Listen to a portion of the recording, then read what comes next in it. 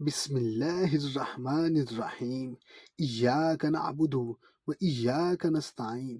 گنے اور چینی کی مختصر تاریخ۔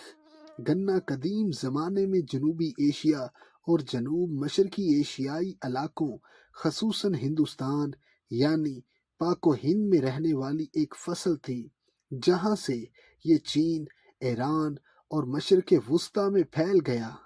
تاہم گنے سے پیدا کی جانے والی چینی کے پہلے تاریخی حوالہ جات 4500 قبل مسیح کے ہیں۔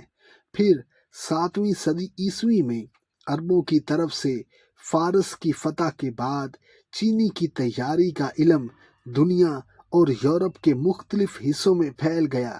تاہم یہ بھی نوٹ کیا جاتا ہے کہ یہ ہسپانوی تھے جنہوں نے گنے کو امریکی براعظموں میں متعارف کرایا، کیونکہ ہسپانوی ہی پہلی یورپی طاقت تھے جنہوں نے امریکہ پہنچ کر اسے اپنی کالونی بنایا۔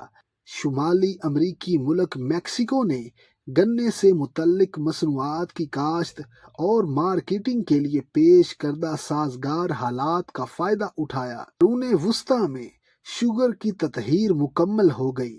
قرون وسطیٰ کے اختتام پر چینی بہت مہنگی تھی اور اسے ایک عمدہ چیز سمجھا جاتا تھا، لیکن 1500 یا اس کے بعد سے تکنیکی ترقی اور ٹیکنالوجی نے اس کی تیاری میں اہم کردار ادا کیا، اور وقت گزرنے کے ساتھ ساتھ گنے اور چقندر کی کاشت عالمگیر بن گئی، جس سے انسانی خوراک اور عالمی معیشت میں انقلاب آیا۔